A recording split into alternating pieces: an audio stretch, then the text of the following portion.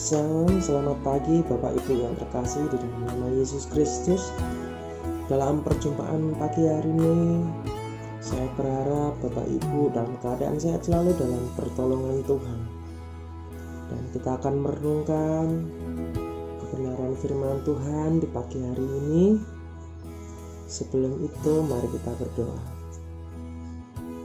Bapa Surgawi, Bapa yang baik, yang penuh hikmat dan keagungan, nama-Mu kami permuliakan di pagi hari ini di dalam kehidupan kami hari lepas hari.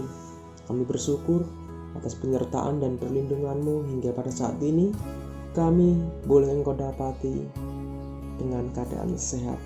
Itu semua dalam perlindungan Tuhan, dalam pertolongan Tuhan. Tuhan, kami akan merenungkan kebenaran firman-Mu.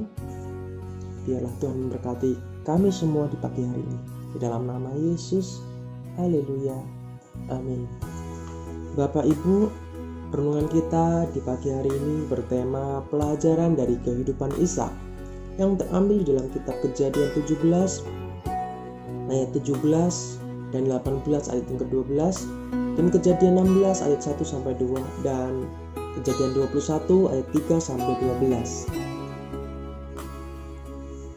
Nama Ishak yang berarti ialah tertawa diambil dari reaksi orang tuanya ketika memberitahu Abraham bahwa ia pada umur 100 tahun dan istrinya Sarah pada umur 90 akan melahirkan seorang putra di dalam Kejadian 17 ayat 17 dan 18 ayat yang ke-12. Ishak adalah anak kedua Abraham. Anak pertamanya Ismail dilahirkan oleh Hagar, hamba perempuan Sarah, sebagai akibat terhadap ketidaksabaran Sarah mengadakan keluarga. Dalam Kejadian 16 ayat 1 sampai 2. Begitu Ishak telah disabih, Sarah memaksa supaya Abraham mengusir Hagar serta putranya demi memastikan warisan keluarganya tersebut akan jatuh ke Ishak saja. Di dalam Kejadian 21 ayat 3 sampai 12. Sebagai seorang remaja, Ishak dibawa ayahnya ke atas gunung di mana Abraham dalam ketaatannya kepada Allah bersiap-siap mengorbankannya. Di dalam Kejadian 22 ayat 1 sampai 14. Abraham, Ishak, dan kedua hamba Abraham mengikat persediaan pada keledai mereka dan berkelana selama 3 hari ke Gunung Moria. Abraham dan Ishak berpamitan pada para hamba dengan berkata, setelah mereka sembahyang, mereka akan kembali. Kemudian Abraham dan Ishak memikul kain, pisau, dan perlengkapan lainnya. Karena penasaran, Ishak menanyakan tentang domba yang akan disembelih. Abraham memberitahu Ishak bahwa Allah akan menyediakan dombanya. Abraham mendirikan mezbah dan mengikat Ishak di atasnya. Alkitab tidak menyiratkan bahwa Ishak melawan. Ketika Abraham hendak membunuh Ishak, seorang malaikat menghentikannya. Abraham kemudian melihat seekor domba jantan yang terperangkap dalam semak belukar dan mengorbankannya. Ada sebuah persamaan yang menarik dalam peristiwa ini jika dibandingkan ketika Allah menyerahkan anaknya yang tunggal, Yesus, untuk dikorbankan. Allah benar menyediakan domba secara harfiah bagi Abraham dan secara figuratif bagi umat manusia yang bersedia menerima pengorbanan Yesus. Dalam Yohanes 1 ayat 29 dan Ibrani 10. Sarah meninggal ketika Ishak berada di periode akhir usia 30 tahun. Setelah kematian Sarah, Abraham mengutus seorang hamba untuk mencarikan seorang calon istri dari suku mereka. Karena Abraham berisi keras tidak ingin putranya menikah dengan seorang Kanaan di dalam Kejadian 24 ayat 1 sampai 51. Hamba Abraham berdoa supaya dirinya diberi kelancaran mencarikan istri yang cocok bagi Ishak.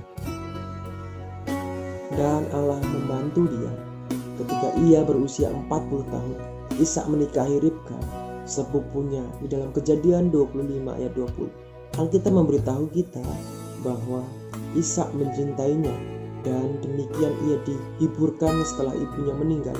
Di dalam Kejadian 24 ayat 67, pada usia ke-60 Ishak menjadi ayah anak kembar Yakub dan Esau. Meskipun Ishak lebih menyukai putra sulungnya, Yakub adalah putra kesukaan Ribka. Ini menyebabkan terjadinya persaingan yang hebat dalam keluarga itu dan menyebabkan Yakub, sang anak bungsu, menerima hak waris sulung serta berkat Allah yang seharusnya milik Esau, sang putra sulung. Setelah Ishak dan Esau ditipu oleh Ribka dan Yakub, Ishak menyadari siasat yang terjadi pada akhirnya, namun tidak menarik berkatnya atas Yakub. Di dalam Kejadian 27, Ribka mendengar rencana Esau membunuh Yakub setelah kematian Ishak dan meyakinkan Ishak mengutus Yakub ke Laban, saudara Ribka, demi mencari istri di antara saudara-saudaranya. Sekali lagi Ishak memberkati Yakub sebelum mengutus pergi, dengan doa bahwa Allah akan mencurahkan berkat Abraham pada Yakub. Abraham meninggal ketika Ishak berumur sekitar 75 tahun dan ia mewariskan segala sesuatu kepadanya. Dalam Kejadian 25 ayat yang kelima.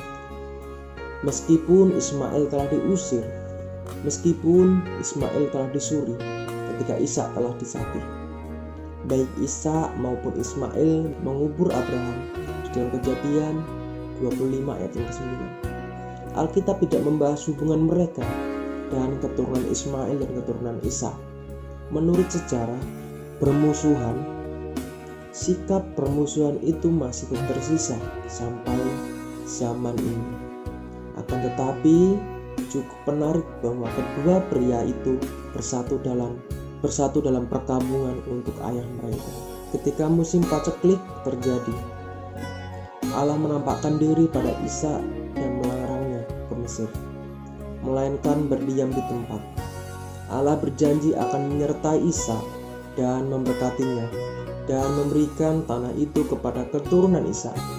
Allah meneguhkan perjanjian yang ia buat pada Abraham dengan berkata bahwa ia akan membuat keturunannya banyak bagaikan bintang dan memberkati semua bangsa di bumi melalui keturunannya. Di dalam Kejadian 26 ayat 1 sampai yang ke-6.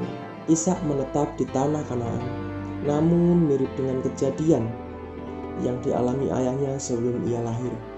Karena takut, Ishak mengaku Ribka adalah saudari kandungnya dan bukan istrinya. Di dalam Kejadian 26 ayat 7 sampai 11. Sama seperti Allah melindungi Sarah, ia juga melindungi Ribka. Allah memberkati Ishak dengan panen dan harta yang berlimpah, sehingga bangsa Filistin menjadi iri dan menutup sumur-sumur yang telah digali oleh Abraham.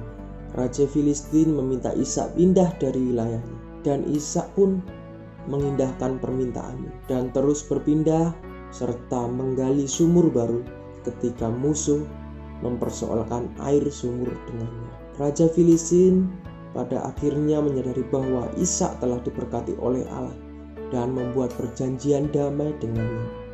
Di dalam Kejadian 26 ayat 26 sampai 31. Ishak meninggal pada usia 180 tahun dan dikuburkan oleh kedua putranya.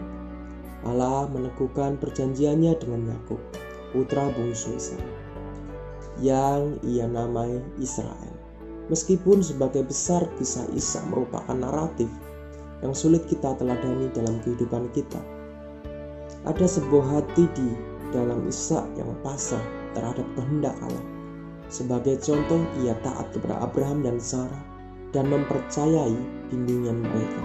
Ia taat ketika Allah memerintahnya untuk diam di tanah meskipun sedang dilanda paceklik dan serangan dari para musuhnya.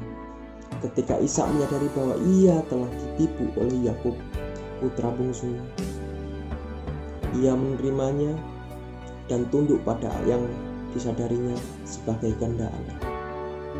Meskipun berlawanan dengan tradisi pada waktu itu, sama seperti Ishak, kita harus mengingat bahwa jalan Allah bukanlah jalan kita dan jalan pikirannya bukanlah pikiran kita. Dalam Yesaya 55 ayat yang ke-8. Kisah Ishak membuktikan kesetiaan Allah pada janjinya.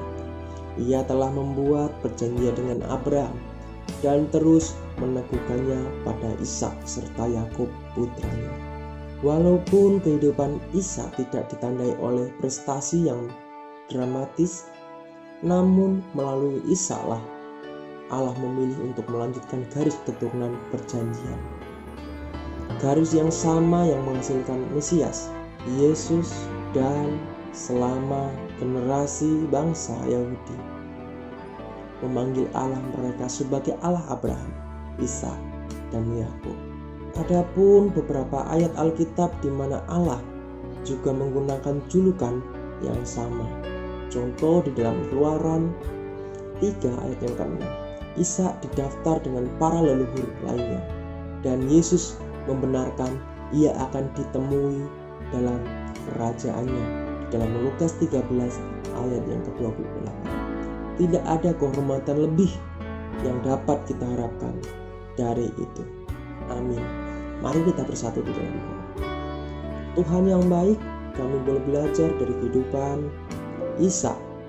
Biarlah kami mencontoh di dalam kehidupan Ishak, Tuhan, di dalam kehidupan kami hari lepas hari. Terima kasih untuk kebenaran dan renungan di pagi hari ini. Bimbing kami Tuhan di dalam kehidupan kami hari lepas hari. Biarlah penyertaan Tuhan, kemurahan Tuhan yang bersama-sama dengan kami. Di dalam nama Yesus Allah yang baik. Haleluya. Amin. Selamat pagi, selamat beraktivitas. Tuhan Yesus memberkati kita semua.